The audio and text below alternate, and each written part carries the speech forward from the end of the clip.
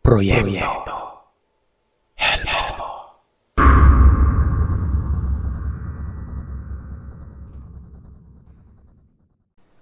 Mapagpalang araw sa inyo, Sir Seth. Tawagin niyo na lamang po ako sa pangalang Rodel. May edad na ako at ang kwentong ibabahagi ko ngayon ay ipinadala ko lamang sa pamamagitan ng aking apo na kakababa lamang ng barko. Isa po siyang listener nyo kaya naman inengganyo niya akong ipadala ang karanasan ko patungkol sa isang babae. Kung saan-saan ako nakikitira noon sa kadahilan ng bunga ako ng magulo at malaking pamilya. Naisipan kong magsulo.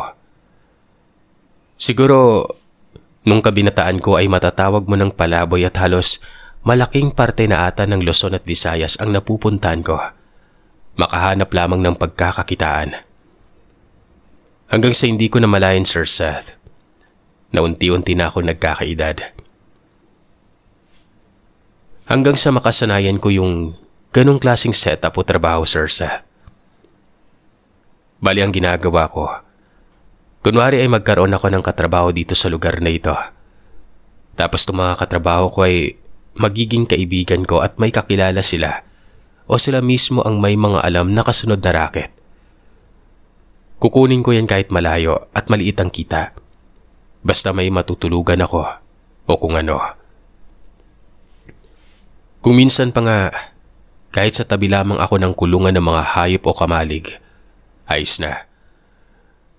Marunong akong makisama sa mga tao. Madali din akong matuto kahit na anong trabaho. Kaya lahat ng pwedeng ipagawa sa akin ay gagawin ko. Basta malinis at disenteng trabaho yon. Siyempre, ayoko naman ng trabaho na ikakasama ko, di ba?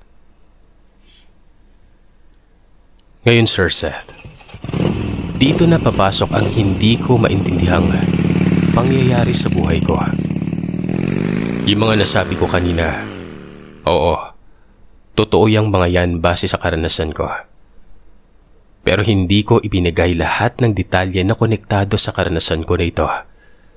Para kahit papano, magkaroon kayo ng kuryosidad at malaman ng lahat na pwede palang mangyari ito. Kung ano man yon, malalaman nyo sa huling bahagi ng kwentong ito.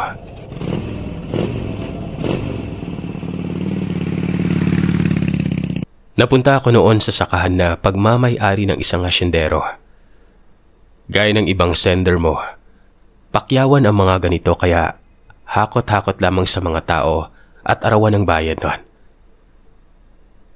Ako naman noon ay nakikitulog sa kaibigan kong halos kasama ko na rin palagi sa mga ganitong trabaho. Libre na rin ang pagkain.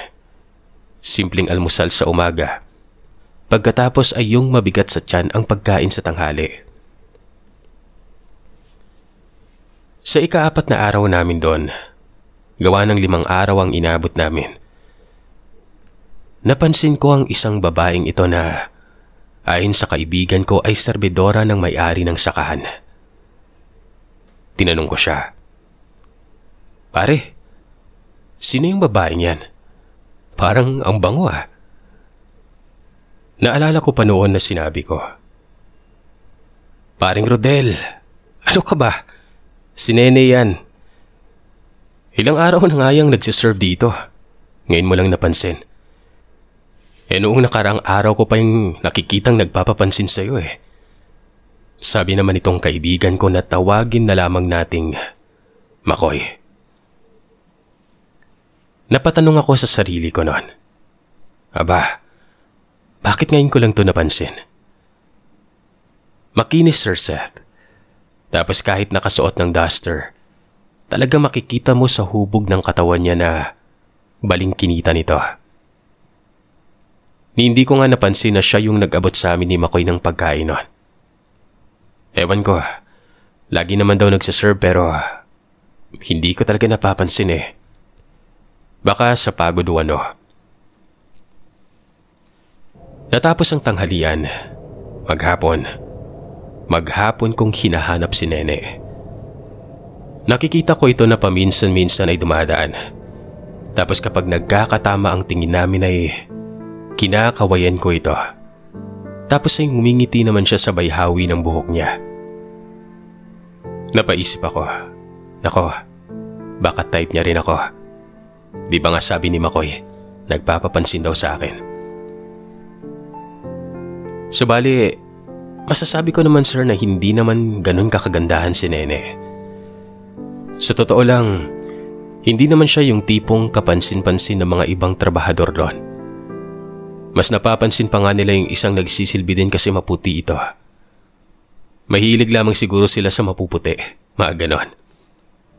Medyo may pagka-morena kasi si Nene tapos parang hindi nag-aayos ng buhok pero makapal. Basta, naaakit ako sa kung anong meron siya noong nakuha niyang atensyon ko. Natapos ang trabaho namin nung araw na yon. At habang naghahantay kami ng sahod namin ng hapon na ito, nakita ko ulit itong si Nene na nakatitig sa amin. Ewan ko, talagang dinala ako ng mga paa ko sa kanya. Tapos ang una kong natanong, "Ne, may magagalit bang nobyo o asawa kapag kinausap kita?" Ngumiti si Nene at ang sabi nito, "Wala daw." Sabi ko, jackpot. Nung araw din na yon, nagkamabutihan kami ni Nene. Sabi ko sa kanya ay huling araw ko na bukas kako baka umuwi na ako sa amin o di kaya ay mapunta na naman sa kung saan-saan. Sumagot ito na kung gusto ko umano ay mamamasyal muna kami bago ako umuwi. Siyempre, sino pa bang hihindi, Sir Seth? Sabi ko pa noon, isasama ko si Makoy pero sumimangot si Nene at sabi nito, hindi naman kailangan ng chaperon. Nagmumukha tuloy na ako ang babae, Sir Seth. Huling araw ng paglinis namin doon.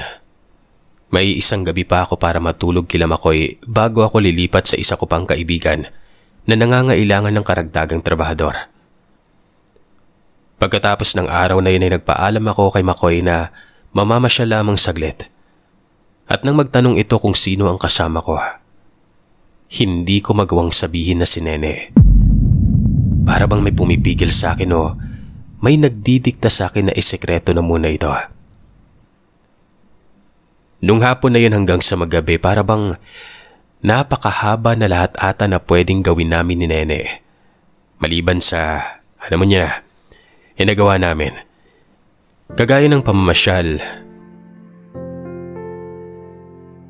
pagkain, pagkwentuhan sa may bayan.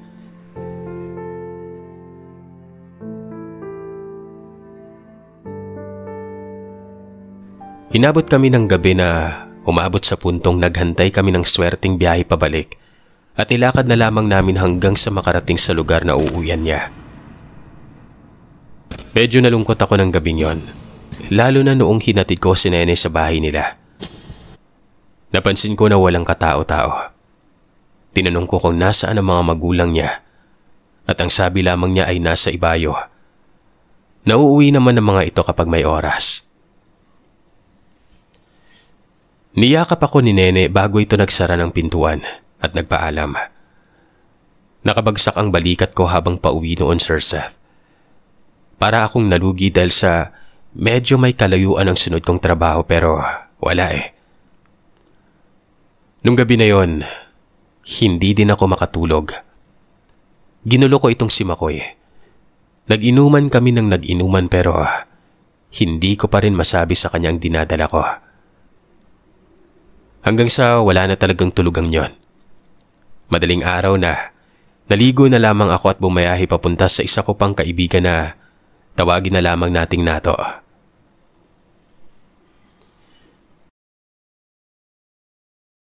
Sa 2 araw ko pa lamang na pagtatrabaho doon kila Nato, lagi na akong tulala. Lagi akong napapansin ni Nato na wala sa wisyo. At palagi ding nasisita ng boss namin. Pag-aangkat naman kasi ng mga produkto ang ginagawa namin noon. Nakaangkas kami sa mga sasakyan na pagdadala ng mga kung ano-anong produkto na pagmamay-ari naman ng isang negosyante. Hindi maalis-alis sa isip ko si Nene. Kaya naman noong ikatlong araw ay kinuha ko na lamang yung sahod ko. Pagkatapos ay nagpaalam na ako kay Nato na takang-taka noon. Sabi ko, babalik lang ako kina Makoy. Desperado ako. Takot na takot akong baka mamaya may ibang pumorma kay Nene.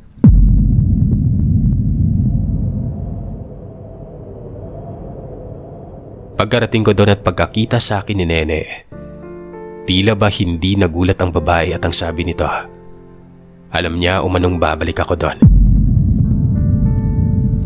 Tinanggap ako ni Nene sa bahay niya. Wala nang ligaw-ligaw na nangyari. Basta pagkapatong ko sa loob ng bahay, ay tila ba nasabi ko na wala na akong ibang pupuntahan, kundi dito na lang. Kaya kong titigan lamang si Nene ng buong araw nang hindi nagsasawa noon. Naging tagasilbi niya ako. Sinasamahan ko siya sa palengke.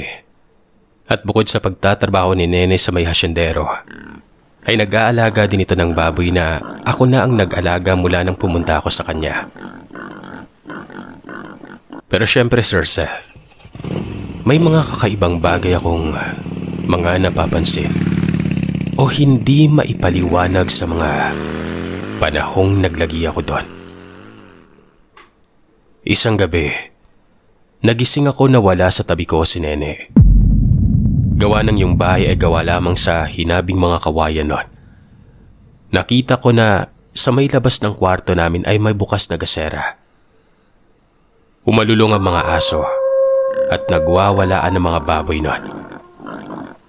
Sabi ko sa sarili ko, ano kayang problema? Bakit gabing-gabi na? Dahan-dahan akong tumayo.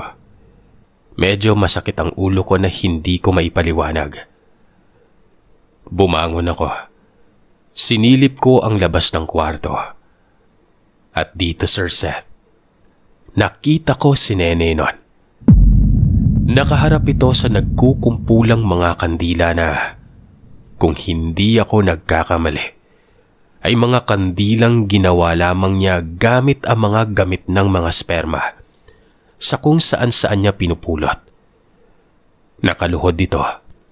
Wala itong pantaas na kasuotan, pero nakatali ang buhok niya. Ito ang hindi ko maipaliwanag sa lahat. Ni hindi ako nakaramdam ng takot. Ni hindi ako nagtaka o napatanong. Ni hindi ako gumawa ng ingay nun. Basta naaalala ko lamang ay andun siya at nagdadasal. Walang pinagkaiba sa mga taong taimtim na nananalangin sa simbahan. Yung boses niya ay tila galit na paiyak. Basta Sir Seth, andun ako, nakatingin. Nang patayin na niya ang kandila ay nakita kong humarap siya sa akin. Nagsuot ito ng pantaas. Lumapit at yumakap sa akin at sinabihan ako na matulog na. Wala akong pagdadalawang isip na sumunod sa kanya. Huminga kami. Hinele niya ako. Sa isang linggong pamamalagi ko ay makailang beses ko siyang nakitang ganon. Pero ni hindi ko man lamang pinagtakhan ang pinaggagawa niya. Sa madaling salita ay tila ba wala ako sa wisyo. May mga gabi din na nagkakaroon ako ng masamang panaginip. May hinahabol umano ako pero humihingi din ako ng tulong sa hinahabol ko. Marami sila. Isang babaeng medyo malaki na. 3 bata. Umiiyak ang mga ito habang tumatakbo palayo sa akin na siyang ang habol ko naman pero hindi ko maabutan. Magigising ako noon Sir Seth na lungkot ako. At kadalasan nga ay maaabutan ko si Nene na nasa labas ng kwarto niya nakaharap sa kandila. Hanggang sa isang araw noon, sinundo ko si Nene sa may hasyenda. Nakarinig ako ng sigaw mula sa pamilyar na boses. "Rodel! Rodel!" Pilingon ko ito. Nakita ko si Makoy. Nagkamustahan kami pero nag-aalala ang mukha nito na sinabing, "Rodel, hinahanap ka ng pamilya mo sa akin, pati kay Nato. Kasi si Nato yung huli mong pinuntahan, di ba? Pumunta dito yung Nato na yon. Kasama mo na yung pamilya mo." Nagtaka ako noon. Pamilya? Paanong pamilya wala namang maghahanap sa akin? Para akong nakaramdam ng inis kay Makoy noon na sa hindi ko malamang dahilan. Pagkatapos noon ay tila ba nalimot ko na inaantay ko si Nene. Naglakad ako palayo matapos makapagpaalam kay Makoy. Hindi na ako lumingon kahit may sinasabi pa ito. Nang makalayo na ako at siguro wala na talaga si Makoy noon, bigla namang sulpot si Nene. Masaya naman kaming umuwi sa amin.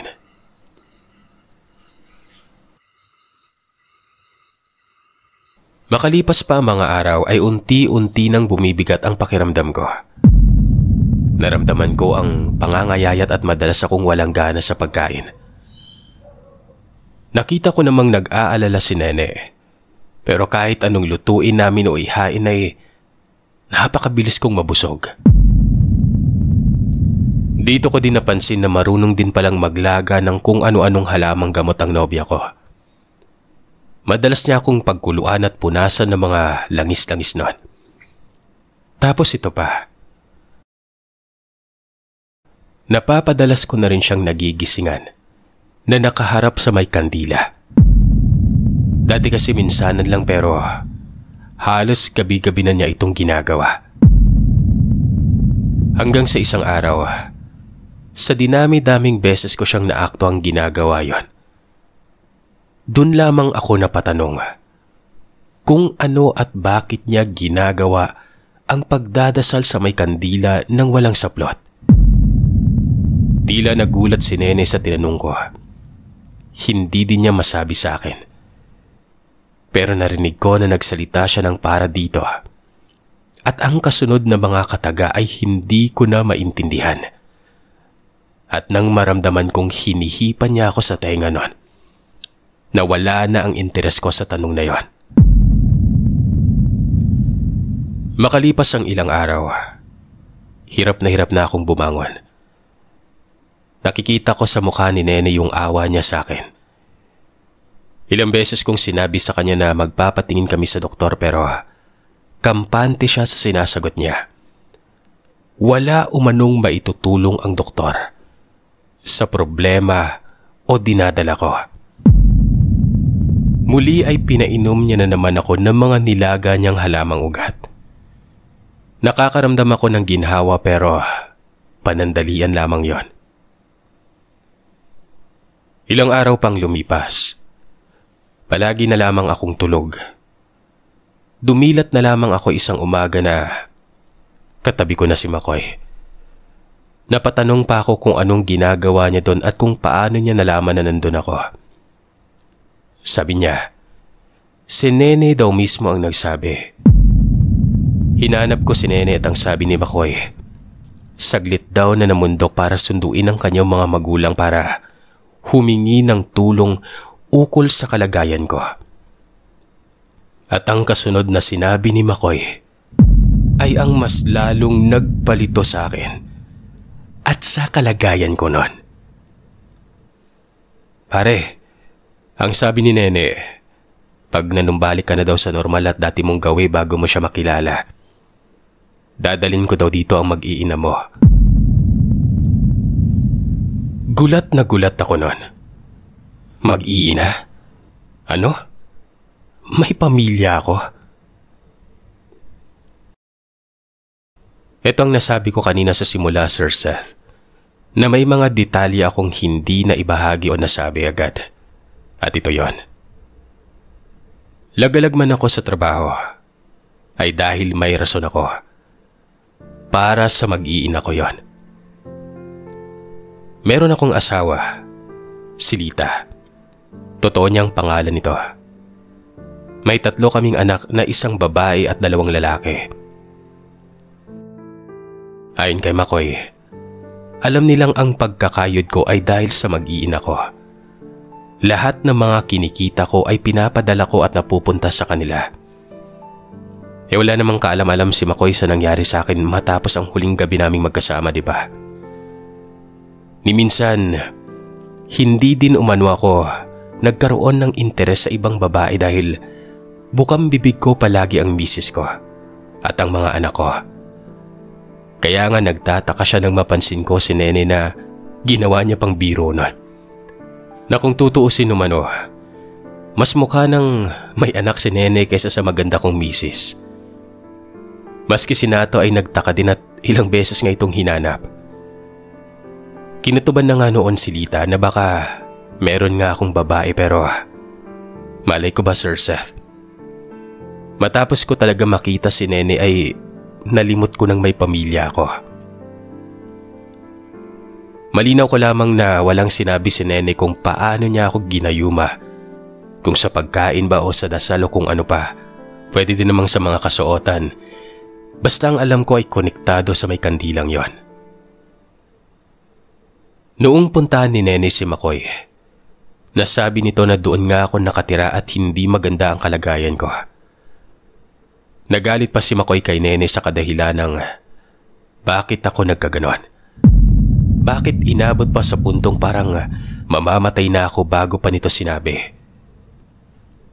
Wala namang naisagot ang dalaga pero doon lamang napagtanto ni Makoy o naalala na itong mga magulang pala ni Nene na halos kasing edad ng lolo at lola niya ay mga bantog noon na mangkukulam, manlalason at manggagayuma. Noong mga panahong hindi pa nagpakalayo-layo ang mga ito doon sa baryo nila. Pinaamin ni Makoy si Nene kung ginayuman niya ako. Hindi naman ito nagsinungaling. Sinabi nito na natipuhan nga niya ako nung unang araw ko pa lamang doon sa may hasyenda. Ako sir, wala naman ako mapagyayabang bukod sa maingay ako at mahilig magpatawa. Kaya hindi ko din maintindihan kung paano naengganyo o nagustuhan ako ni Nene. Yun nga lang, dahil nga sa hindi ko siya pinapansin, pinag-aralan umano nito yung paraan ng panggagayuma sa paraan na naaalala niya kung paano iritual ng kanyang ina. Take note, Sir Seta. Pinag-aralan at inalala lang. Hindi siya tinuruan ng mga magulang niya. Binase niya lang sa nakikita noong kasama niya pa ang mga ito. Kaya naman hindi siya sigurado na nagawa niya ito ng tama. Pero nang magkasama na nga kami, ang buong akala niya ay ayos na.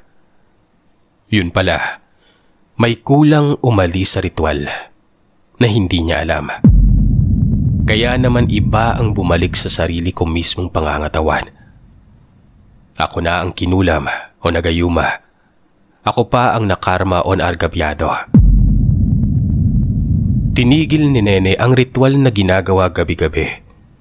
Magmula nang bumalik ang mga magulang nito. Ang kanyang butihing ina ang nagpapainom sa akin ng mga halamang ugat na ubod ng pait. Na siyang dahilan para magsuka ako ng malalapot at maitim na laway. Ang ama niya naman ang nagpapausok sa akin gamit ang napakabahong balahibo ng mga manok na tandang.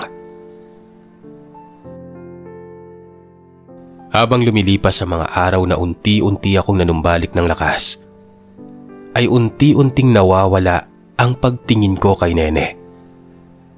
Napalitan ito ng muhi at galit. Tanging si Makoy lamang ang pinagkakatiwalaan ko na nagdadala sa akin ng pagkain. Mga luto niya lamang ang pinagkakatiwalaan ko noon. Kapag wala si Makoy, hindi ako kumakain ng kahit na ano galing kay Nene. Ni hindi ako makatingin sa mukha niya kasi parang gusto ko siyang saktan kahit babae ito. Nang kaya ko nang tumayo at maglakad, nagdesisyon ako na doon na tumira kina Makoy. Sinabihan na lamang ako ng mga magulang ni Nene kung anong araw at oras babalik para sa patuloy kong pagpapagaling sa bahay nila. Hanggang sa maisagawa ang huling bahagi ng panggagamot at masabing wala nang kung anong sumpa o kulam ang nasa katawan ko. Bagamat nagpapasalamat ako sa mag-asawa, ni hindi ko na nahagilap o hindi na nagpakita pa si Nene sa akin.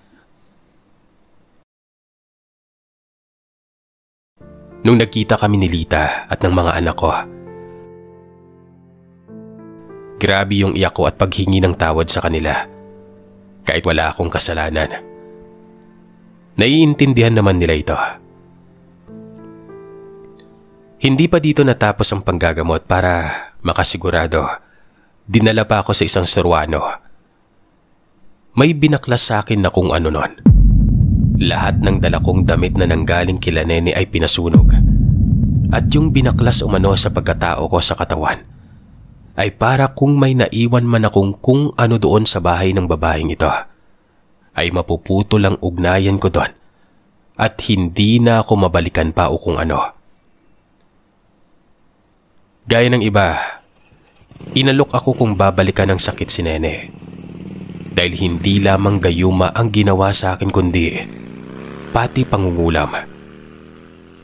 Pero dahil sa ayos naman na ako at alam kong nagawa lamang yun ng babae para sa pag-ibig, pinatawad ko na ito. Hinayaan ko na lamang yon. Bata pa si Nene, malamang makakakita pa siya ng tunay na pag-ibig. Nag-ipon lamang ako. Pagkatapos ay binenta ko ang ibang parte ng lupa namin. Nagdesisyon na lamang ako na magnegosyo para lagi ko nang kasama ang pamilya ko at mas lalo kong nilakasan ang paniniwala ko sa may likha. Hanggang sa nakapagtapos ang mga anak ko noon, lahat sila sa kursong gusto nila. Yung tatay ng apo kong nagpadala nito ay naging seaman na nga at sumunod naman sa yapak niya ang isa sa dalawa niyang anak. Naway magsilbing aral ito sa ating lahat, Sir Seth, na may mga bagay sa mundo na hindi natin maipaliwanag. At kung minsan pa, kahit wala naman tayong ginagawang hindi maganda, kapag hindi tayo nag-iingat o naging mapagmatsyag sa mga nakakasalamuha natin, ay baka tayo pa ang mapahamak.